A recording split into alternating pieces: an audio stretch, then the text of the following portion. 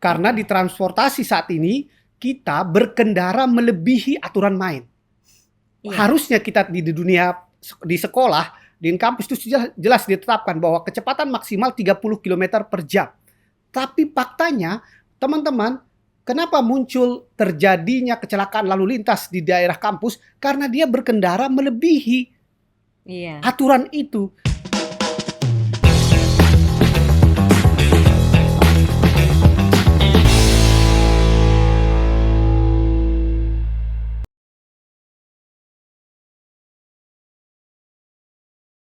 Acara ini dipersembahkan oleh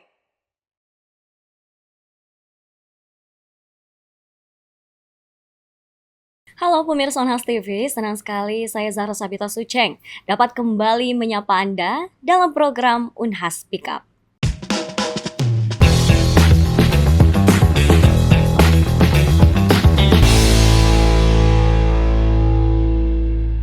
Pemirsa, pernahkah kita berpikir seberapa amankah lingkungan kampus kita?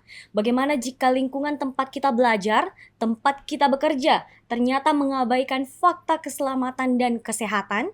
Di era teknologi yang semakin maju dan semakin pesat ini, aspek keselamatan dan kesehatan adalah hal yang sangat penting untuk kita perhatikan, terutama dalam lingkungan akademik. Nah, dalam episode Unhas Pick Up kali ini kita akan membahas mengenai keselamatan dan kesehatan kerja Universitas Hasanuddin atau K3 Unhas untuk membahas bagaimana upaya mereka dalam mengembangkan keamanan dan kesehatan dalam dunia kerja bagi seluruh sivitas akademika. Nah, untuk itu telah bergabung bersama kami Kepala Subdirektorat K3 Universitas Hasanuddin, ada Profesor Dr. Lalu Muhammad Saleh SKM MKes. Assalamualaikum warahmatullahi wabarakatuh, Prof. Waalaikumsalam. Bagaimana kabar hari ini, Prof? Alhamdulillah, sehat. Puasanya lancar, Prof? Siap, lancar. Lancar ya. Ya. Nah, Prof, kita kan akan bahas mengenai K3 Unhas nih. Ya. K3 itu unsur keselamatan dan kesehatan kerja itu biasanya akrab di dunia industri. Iya. Iya, betul. Nah, kemudian ini bagaimana konsep K3 dalam lingkungan akademik atau dalam lingkungan kampus itu seperti apa, Prof? Iya. Terima kasih. Alhamdulillah pada siang hari ini kita membahas tentang urgensinya K3 di dunia kampus. Iya. Saat ini benar yang dibilang tadi bahwa kebanyakan kita masih mempersepsikan K3 itu hanya di dunia industri. Padahal kalau kita melihat Undang-Undang Nomor 1 Tahun 70 telah jelas menyatakan bahwa tempat kerja itu kalau kita lihat pasal 2 ayat 2P itu jelas berbunyi bahwa layanan pendidikan yang termasuk tempat kerja yang layanan pendidikan itu wajib menjaga keselamatan kerja. Layanan pendidikan itu adalah termasuk kita dunia kampus. Bahkan selain Undang-Undang Nomor 1 Tahun 70 itu tentang keselamatan kerja, ada juga sekarang alhamdulillah diterbitkan oleh Kementerian dalam Direktorat Pendidikan Tinggi ya. Telah per 2024 itu sudah ada pedoman penerapan yang dikeluarkan oleh Kementerian Pendidikan itu berlaku sejak 2024, di mana penerapan untuk sistem manajemen K3 dan lingkungan. Jadi pasti kita dunia kampus wajib menerapkan itu. Karena kenapa? Semua bahaya dan risiko di dunia kampus itu nyata. Tidak hanya di industri, di kampus kita Sivitas tahu bahwa ancaman bahaya dan risiko di dunia kampus pun ada, tidak hanya di industri. Demikian. Oke, jadi memang untuk konsep K3 ini tidak hanya di dalam dunia industri karena bahaya juga dapat mengancam dalam dunia kampus seperti itu ya, Pak? Iya, siap. Ada bahaya dan risiko yang bisa timbul terhadap sivitas akademika yang beraktivitas di dunia kampus karena ada pembangunan konstruksi, ada transportasi jalan, ada psikososial hazard di dunia K3 yang notabene itu bisa menimbulkan konflik, ada pegawai, ada dosen, ada mahasiswa yang mungkin terjadi hal-hal yang tidak diinginkan yang di dalam K3 dibahas di psikososial hazard dan ada juga ergonomical hazard yang notabene kita dalam berkuliah itu ada aspek di mana kita bekerja, berinteraksi dengan alat kerja yang seperti meja, kursi. Pasti di dunia kampus itu nyata. Betul. Begitu. Oke, nah berbicara mengenai keselamatan dan kesehatan kerja khususnya di Universitas Hasanuddin nih Pak. Mhm, Sepandangan Bapak seberapa besar sih kesadaran mahasiswa, staf, dan dosen mhm. Unhas terhadap K3 ini saat ini? Iya.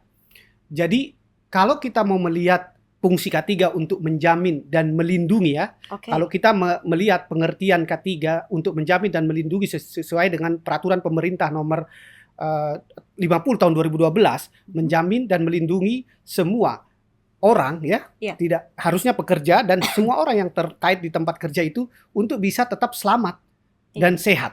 Nah, sekarang teman-teman dunia sivitas akademika, baik itu dosen, mahasiswa maupun pegawai, harus dijamin kesehatannya mereka atau keselamatannya di dunia kampus.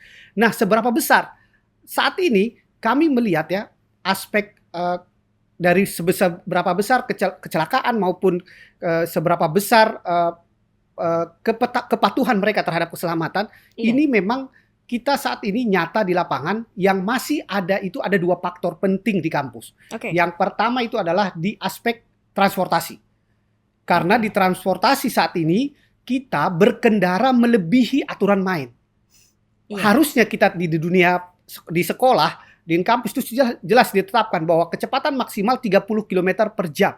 Tapi faktanya, teman-teman, kenapa muncul terjadinya kecelakaan lalu lintas di daerah kampus? Karena dia berkendara melebihi Iya. aturan itu. Sehingga menurut saya kepatuhan terkait dengan aturan main. Begitu banyak rambu kita pasang 30 kilometer. Makna 30 yang kita buat sign-sign saat ini harusnya itu dijadikan dasar, bahkan di pintu 1, pintu 2 kami bilang bahwa kecepatan berkendara di dunia kampus maksimal 30 kilometer. Itu artinya sudah pesan K3 kami sampaikan sebagai tanggung jawab kami. Iya. Tapi yang jadi masalah sekarang adalah fakta kepatuhan mereka terkait dengan itu masih belum optimal. Oke. Makanya kami berupaya semaksimal mungkin sekarang mengedukasi termasuk lewat media ini. Terus yang kedua, persoalan pembangunan atau konstruksi. Saat ini kita bekerja sama dengan begitu banyak vendor Betul. untuk membangun berbagai sarana prasarana yang ada di dunia kampus dan ada potensi terjadinya kecelakaan. Iya. Nah, menurut kacamata kami di K3 saat ini yang kami potret adalah ini juga menjadi kedua hal yang harus kita prioritaskan untuk diperhatikan untuk bagaimana memastikan mereka patuh, para vendor-vendor yang mau bekerja di Unhas betul-betul memastikan keselamatan orang-orang yang bekerja karena itu berdampak bagi pekerjanya dan sivitas akademika yang beraktivitas di lingkungan kampus. Jadi kalau kepatuhan dioptimalkan dengan baik, harusnya vendor tidak boleh menerima kontrak dari kita apabila dia tidak patuh terhadap K3. Jadi penting, kenapa? Karena kalau kita biarkan begitu, kita melanggar undang-undang itu.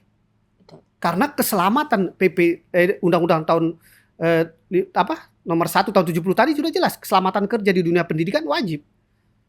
Jadi tidak boleh vendor siapapun yang bekerja di UNAS harus dijamin keselamatannya dan kesehatannya.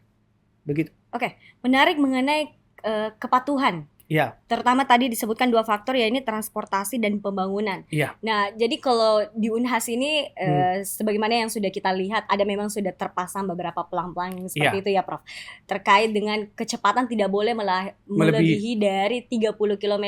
Tapi biasanya juga kalau misalnya mahasiswa terlambat atau dosen terlambat, itu mereka sudah tancap gas dan biasa sudah melebihi dengan batas-batas itu sih, Prof. Oke. Kemudian kita berbicara mengenai resiko di kampus terkait dengan bahaya listrik, kebakaran, resiko psikososial. Mana yang paling sering terjadi di Unhas, Prof? Berdasarkan data yang ada. Oke, dari berbagai peristiwa atau kejadian saat ini memang kita masih muncul kebakaran. Tetapi itu pun dari segi frekuensinya jauh turun ya. Artinya kalau dari fakta data yang ada per tahun ini alhamdulillah tidak ada. Tahun kemarin ada 2 kejadian, tapi tahun ini alhamdulillah per Maret ini kita tidak menemukan terjadinya kebakaran. 2025, Prof. Iya, karena tahun 2024 ada 1-2 lab yang muncul kebakaran kecil yang karena duta K3 yang sangat cepat dengan tanggap darurat mematikan api, alhamdulillah tidak terjadi kebakaran.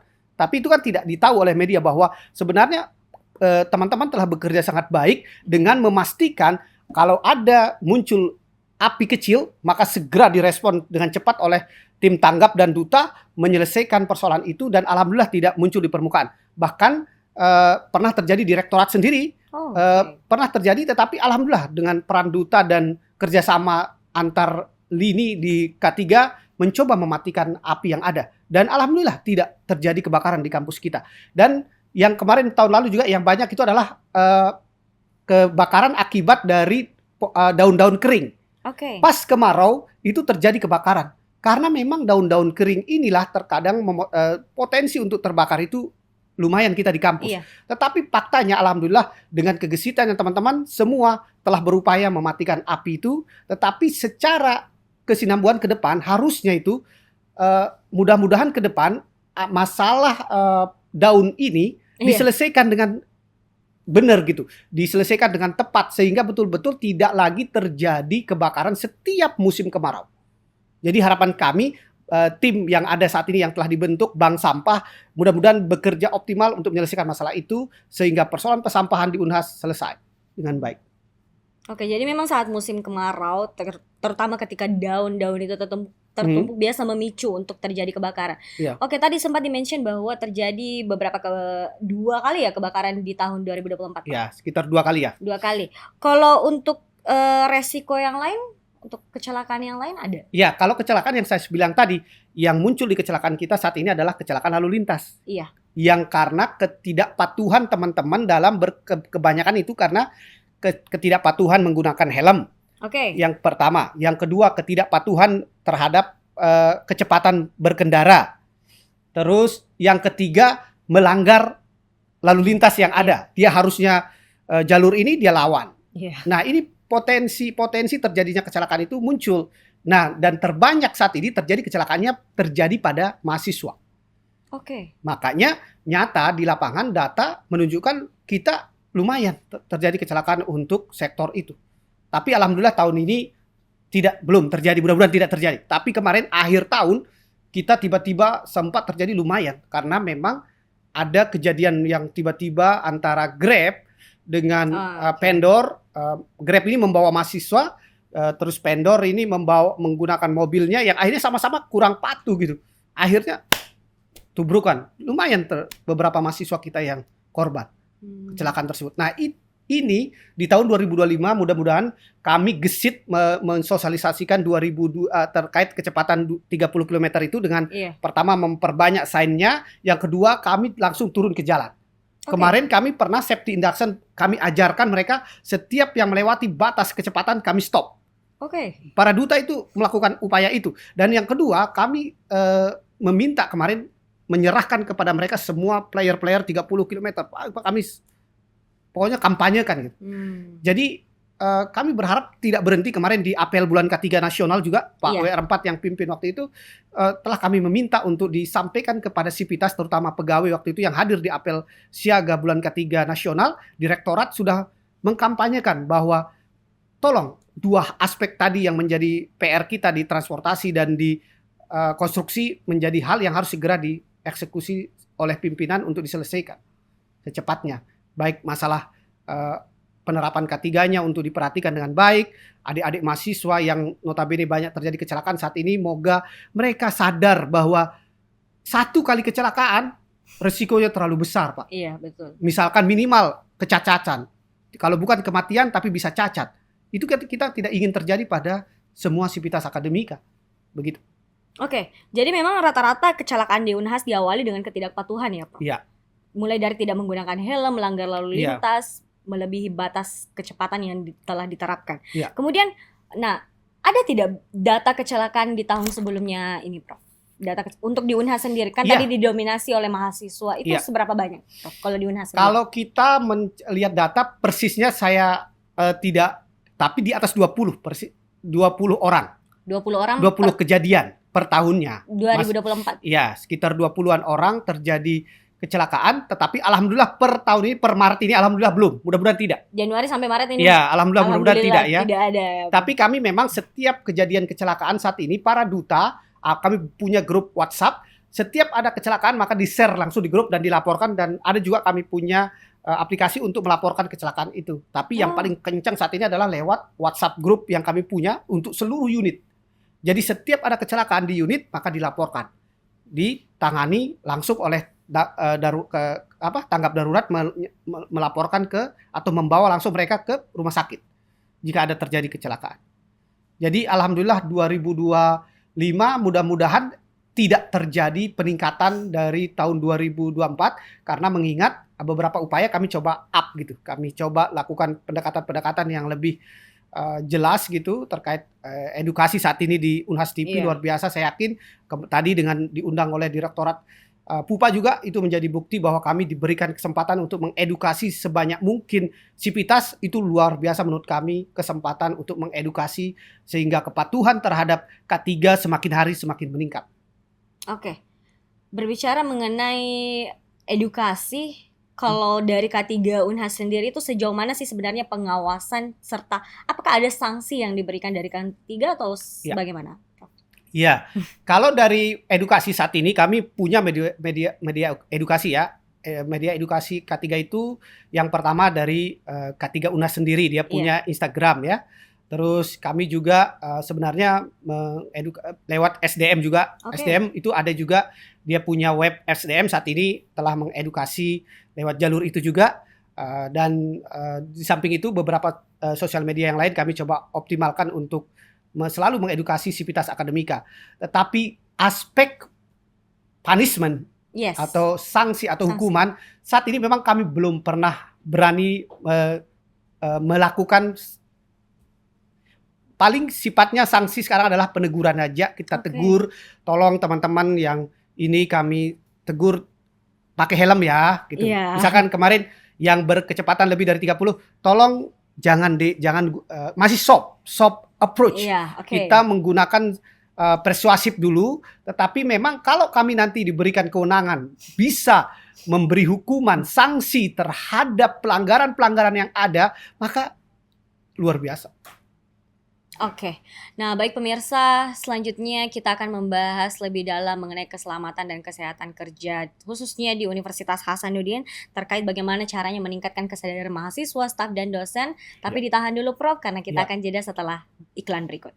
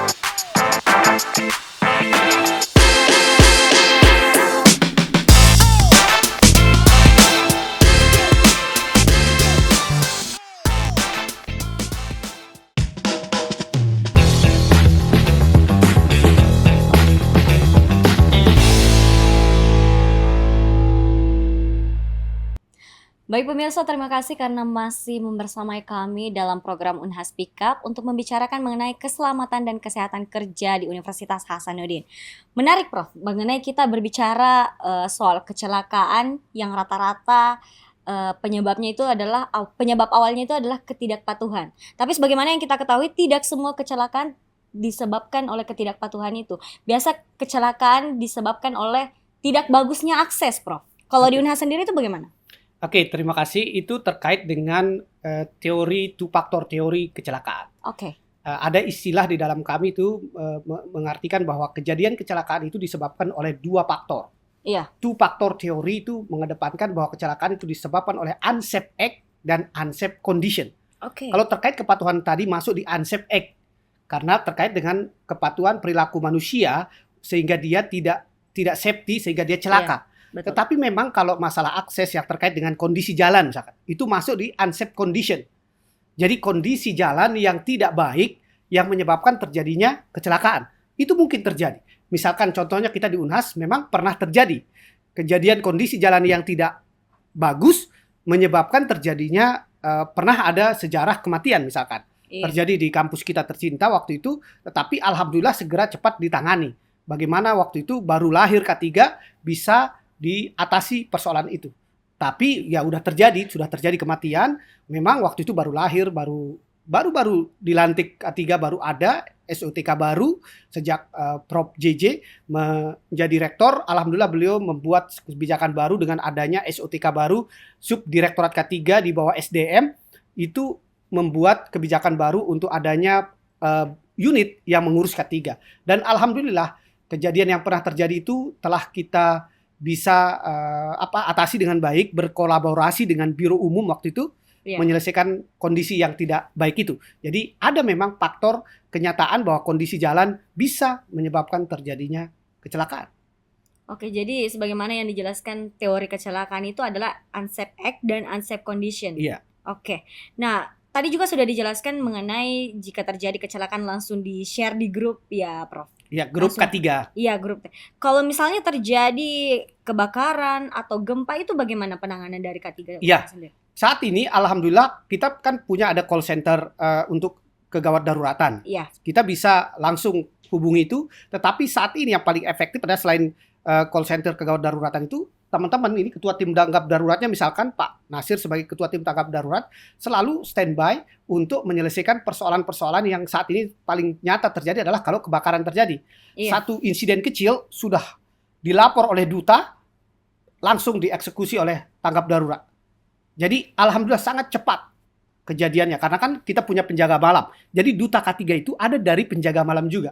Ada dari security, ada dari tenaga kependidikan yang kita bersama-sama memantau kondisi kampus kita sehingga kalau terjadi apa-apa mereka setiap unit segera melaporkan supaya cepat penanganannya. Makanya sejarah duta K3 berdiri memang supaya kami kepingin setiap mungkin kami baru lahir tetapi kami ingin berbuat bermakna bagi kampus tercinta. Makanya kami coba buat grup yang kira-kira grup ini punya potensi bermanfaat bagi kampus secara cepat dan betul-betul menyelesaikan masalah. Makanya dari grup itu mereka melaporkan kejadian, ditangani oleh alhamdulillah di tahun kedua itu lahir tim tanggap darurat langsung bisa dieksekusi. Jadi contoh kebakaran di 1-2 kejadian di laboratorium waktu itu pernah terjadi di pertanian kalau tidak salah waktu itu cepat sekali ditangani. Alhamdulillah tidak membesar. Oke. Jadi memang sudah ada sistem tanggap darurat yang Iya. super cepat dari K3 Unhas. Alhamdulillah kita menggunakan akses digitalisasi WA Group itu yang sangat cepat. Selain dia punya HT untuk kalau ada ketua tim tanggap ada HT-nya kolaborasi dengan security selesai. Jadi penyebaran informasinya juga sangat cepat. Ya. Jadi penanganannya juga cepat Ya. ya, Prof. Ya. Nah, menarik soal duta K3 ini, Prof. Totalnya di Unhas itu sendiri ada berapa dan pekerjaan mereka itu sebagai duta K3 apa-apa saja? Ya, saat ini kita kurang lebih duta itu sekitar 180-an yang terdiri dari 5 perwakilan per fakultas. Oke. Dan unit rata-rata mengirim 1 orang. Jadi mereka duta-duta K3 ini kita harapkan memang saat ini memiliki peran ya. Yang pertama, mereka lah yang melakukan inspeksi rutin. Oke. Inspeksi rutin itu setiap hari Selasa jam 8 sampai jam 10 itu langsung di launching oleh WR3 di 2023 ya. Iya. Itu pelaksanaan inspeksi rutin itu setiap hari Selasa kita telah lakukan hampir 2 tahun terakhir ini setiap pekan. Jadi duta K3 itu yang melakukannya. Jadi dia setiap pekan melakukan inspeksi rutin setiap pekan jam 8 sampai jam 10. Makanya kalau pakai baju dinas merah ini itu adalah baju dinasnya mereka. Terus ditambah lagi kita setiap hari apapun kejadian mereka itu kalau ada kejadian insiden maka dia segera lapor. Iya. Jadi sudah secara naluri terbentuk karena kami alhamdulillah mencoba melakukan secara rutin dan kontinu konsisten untuk membuat pertemuan dengan mereka, memberi informasi tentang K3, dan mereka terdiri dari tenaga kependidikan, security, penjaga malam yang kami gabung menjadi tim Duta K3 yang alhamdulillah akhirnya menurut saya sangat efektif, terutama bagian inspeksi rutinnya. Kalau penanganan P3K-nya misalkan kayak dia mengontrol, mengecek, salah satu juga dia inspeksi adalah mengecek APAR, mengecek isi P3K. Itu kita hari-hari kami berusaha meng-up ilmu mereka ini teman-teman. Jadi kita telah tugaskan tim tanggap untuk semakin hari sekarang mereka kami harapkan segera terbentuk setiap unit punya tim tanggap dan punya tim P3K-nya. Karena kami sudah latih mereka kemarin, kami panggil per unit kemarin 2 orang untuk satu mengurus P3K, satu mengurus kegawat daruratan. Sehingga mereka ini secara langsung bisa menangani di lokasi masing-masing. Sehingga Pak Nasir dan kawan-kawan dari rektorat hanya kalau terjadi hal-hal yang krusial sekali baru dia turun tangan gitu. Begitu. Oke, jadi memang ada pelatihan khusus untuk para duta K3 ini siap. ya. Selalu. Oke. Kita banyak bicara soal keselamatan nih, Prof. Selanjutnya kita bicara mengenai kesehatan dalam dunia akademik ini. Kalau dari program kesehatan dari K3 Unhas itu sendiri seperti apa? Iya. Alhamdulillah saat ini Pak Rektor mendukung program kesehatan luar biasa ya. Kebijakan beliau memberi gratis ya untuk medical check up gratis untuk seluruh pegawai dan dosen. Itu luar biasa dengan nilai yang fantastis dari nilai programnya. Maksud saya nilai materi uangnya ya, biayanya yang keluar akibat itu luar biasa. Makanya kami luar biasa Pak Rektor telah memiliki komitmen yang tinggi terhadap kesehatan dan alhamdulillah saat ini MCU telah ditangani di bawah bidang 3 WR3 dan di bawah Direktorat SDM dan kebetulan Subdirektorat K3 dan K kesejahteraan itu mengurus masalah kesehatan itu. Jadi secara teknis di lapangan kamilah yang mengerjakan itu operasional teknis pelaksanaan MCU di lapangan. Jadi medical check up itu secara rutin setiap sudah tahun ketiga ini kita lakukan untuk seluruh sivitas akademika dan selain MCU itu kami juga mencoba sekarang menginspeksi kantin-kantin supaya kantin-kantin kita ini kita lagi memonitor kantin kita sepertinya perlu di-up gitu untuk peningkatan kesehatan karena kenapa? Orang bisa sakit karena salah makan. Betul. Makanan yang kurang sehat itu berisiko untuk sivitas. Sehingga menurut saya kantin ini harus di-up. Kami punya mimpi sebenarnya mudah-mudahan terjadi ini didukung oleh pimpinan kantin sehat. Kantin sehat. Ya, kami mudah-mudahan Ibu WR3 sebenarnya sudah mendukung untuk pembentukan kantin sehat percontohan. Semoga ini menjadi isu yang ke depan dibolehkan oleh pimpinan untuk dibuat satu kantin percontohan yang bisa bagus untuk seluruh sivitas. Terus yang ketiga adalah BPJS atau asuransi. Asuransi kesehatan, alhamdulillah Unhas telah berkomitmen ya, yang dijalankan oleh kami itu adalah asuransi untuk mahasiswa asing juga ada. Terus kalau untuk asuransi tenaga kependidikan ada. Jadi kita ada 2 asuransi terkait dengan asuransi kecelakaan yang ditangani oleh BPJS Ketenagakerjaan dan BPJS Kesehatan untuk kesehatannya. Jadi Pak Rektor telah memberikan jaminan kepada para SDM Unhas. Ada beberapa poin yang saya tangkap, Prof. Mulai dari medical check up nih. Kita ngobrolin satu-satu mengenai bagian kesehatan yang dilaksanakan oleh K3 Unhas ini. Yang pertama ada MCU atau medical check up yang dilaksanakan. Ini pertama kan diinisiasi oleh Pak Rektor sendiri ya. Betul. Itu untuk seluruh jumlah staf dan dosen di Unhas itu ada berapa, Prof? Setiap pelaksanaan? Alhamdulillah kita hampir 3.000-an yang ikut check up. Per tahunnya? Iya. Makanya di sasaran mutu Renstra Unhas saat ini kita ditargetkan tahun 2025 juga 3.000 harus dicapai pemeriksaan kesehatan MCU itu. Jadi saat ini yang menarik adalah MCU untuk gigi. Inovasi di tahun ini selain MCU general yang telah kita lakukan 2 tahun, tahun ini kebijakan baru adalah lahirnya MCU untuk gigi. Jadi ada anggaran khusus untuk para SDM Unhas nanti akan diberikan layanan gratis untuk pemeriksaan giginya. Ini baru akan dilaksanakan di tahun 2025 ya? Insya Allah kami akan launching setelah Lebaran ini tanggal 14 sudah terlaksana kegiatan semua MCU secara langsung saat ini sudah berlangsung sebenarnya MCU di Poli MCU, tetapi jumlah memang saat ini kita punya sivitas itu cenderung lebih menyukai didatangi untuk melakukan pemeriksaan kesehatan. Padahal di Poli MCU sudah tersedia dari Januari, kami welcome tim MCU yang kami bekerja sama dengan rumah sakit pendidikan ya, Iya. di tempat ada Poli MCU di sana yang bisa teman-teman manfaatkan sebenarnya secara langsung oleh SDM Unhas, tetapi angka kunjungan secara langsung itu cukup rendah menurut saya. Yang saat ini yang menarik bagi mereka adalah kalau mereka didatangi. Makanya kami punya program MCU Goes to Unit, Oh, oke. MCU Weekend Care. Kami datang ke perumahan. Itu luar biasa, hal yang sangat dia senang. Teman-teman saya lihat, kalau dia didatangi, diservis dengan baik, cenderung menarik bagi mereka. Lebih mereka sukai kalau Iya. didatangi daripada Cuman harus kami sebagai pemegang program cukup kewalahan di situ. kewalahan pasti. Menjalankannya luar biasa. Dan Unhas TV sebagian, alhamdulillah kemarin Iya. membantu memberi informasi terkait itu.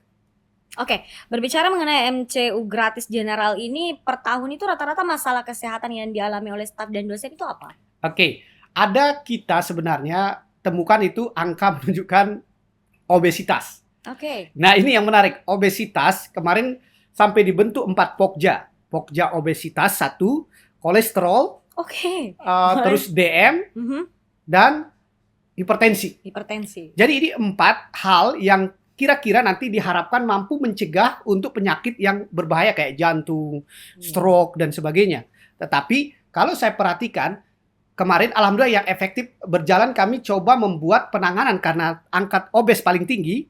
Akhirnya kami buat pokja obes dan alhamdulillah kemarin akhir tahun 2024 cukup lumayan, ada 50 sekitar 200 obes, pokoknya 50 orang menjadi kita coba berikan tindakan lanjutan ya untuk mengikuti program penanganan obesitas bekerja sama dengan teman-teman di rumah sakit pendidikan yang mengurus yang bagian gizi klinik. Itu mereka ikut program yang 50 orang ini dan alhamdulillah terjadi penurunan berat badan sebagian dari mereka. Dan alhamdulillah program obesitas, pokja obesitas akan kita launching juga jalan di 2025. Karena dia yang secara nyata membuktikan bahwa memang Pak Rektor menekankan tidak boleh hanya data aja untuk MCU ini. Tetapi harus ada penanganan lanjutan. Betul. Salah satunya adalah dibentuk pokja itu.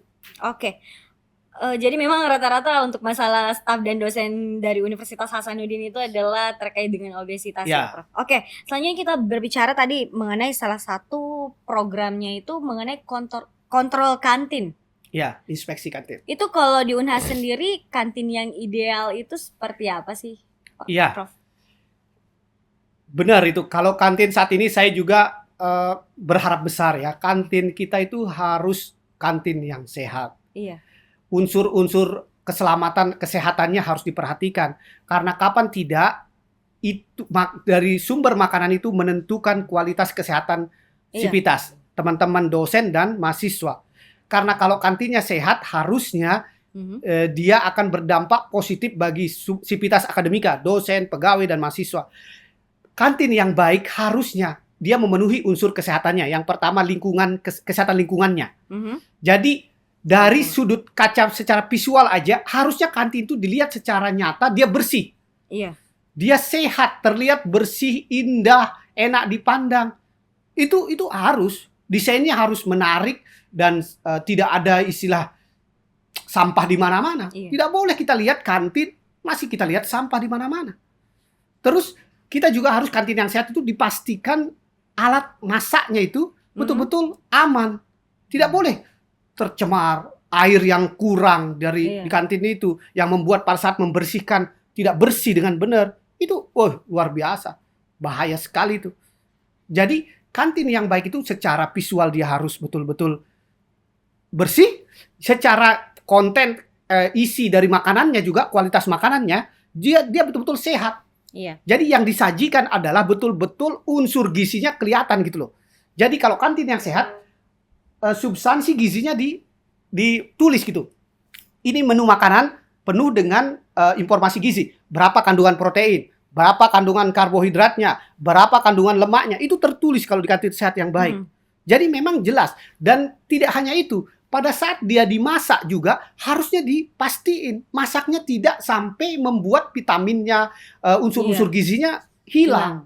Nah itu kalau kantin sehat diciptakan, betul-betul makanan yang disajikan untuk sivitas luar biasa kalau menurut saya. saat ini menurut saya belum kita temukan kantin yang bisa jadi percontohan yang betul-betul ada. Makanya kami bermimpi semoga pimpinan bisa mendengar untuk segera terrealisasi itu mimpi untuk terciptanya kantin yang sehat sehingga betul-betul menu makanan yang disajikan aman untuk sivitas dan baik untuk kesehatannya. Dia juga tahu kalau dia obes, oh saya tidak mau makan, tidak boleh makan begini, dia Iya. kurangi mungkin unsur-unsur lemaknya. Iya, Gitu. betul. Bagaimana dia mengedepankan untuk anak mahasiswa unsur protein lebih dominan. Kita kasih makanan yang mengandung protein yang tinggi gitu. Karena dia otaknya harus bekerja gitu. Jadi sejauh ini memang belum ada kantin yang ideal untuk hal tersebut di Universitas Ya, Hasanuddin. kalau menurut saya sih belum ya, tetapi saat ini memang kedokteran ada kantin yang lumayan secara visual bagusnya. Oke. Ada juga informasi di FKM juga sudah mulai ada informasi gizi, tetapi kami belum melihat secara nyata faktual betul-betul dikelola secara sehat dengan unsur-unsur safety-nya juga jalan. Jadi kalau kami perlu ada lagi, walaupun di kedokteran dan di FKM sudah ada yang dia kasih lihat, tetapi menurut saya itu perlu di-up lagi. Sebagai Iya. makanya kami mau buat satu percontohan yang betul-betul bisa dijadikan contoh oleh kantin-kantin yang lain dan itu akan berdampak juga bagi universitas. Maka dari itu K3 mencita-citakan mengenai kantin sehat. Siap, K3 harus diberikan peran yang lebih besar untuk merealisasikan itu.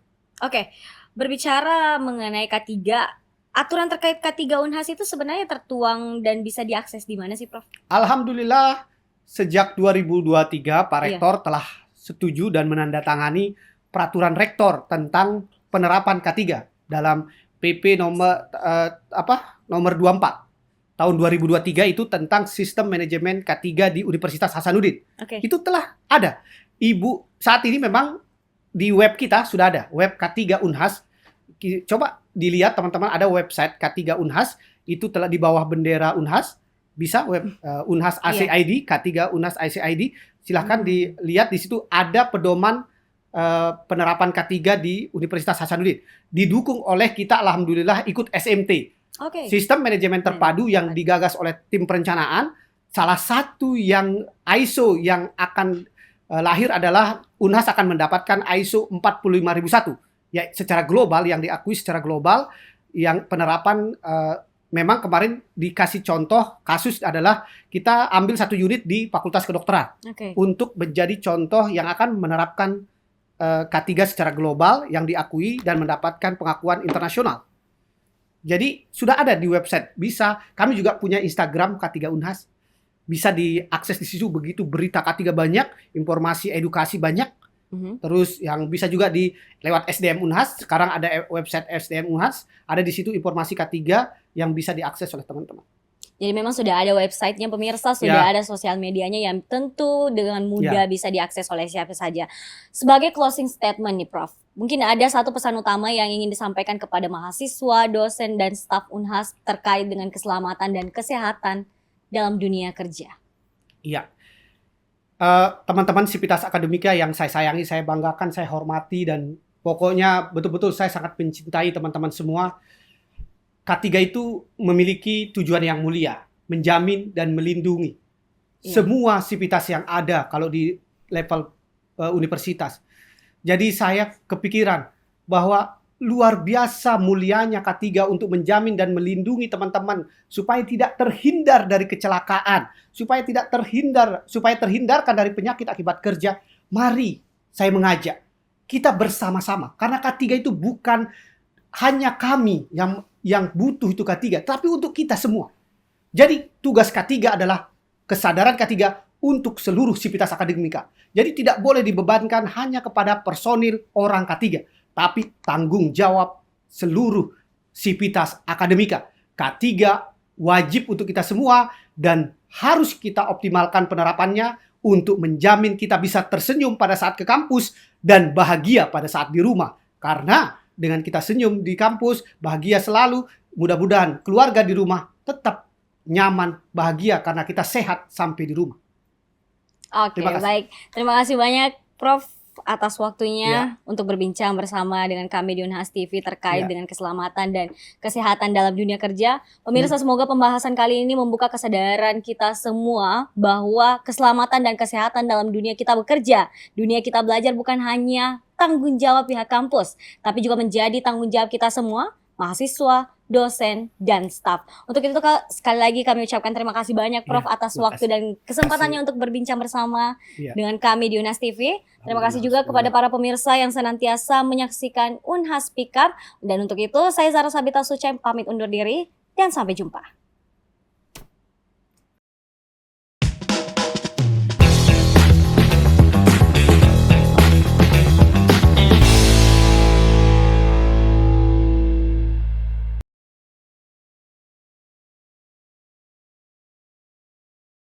Acara ini dipersembahkan oleh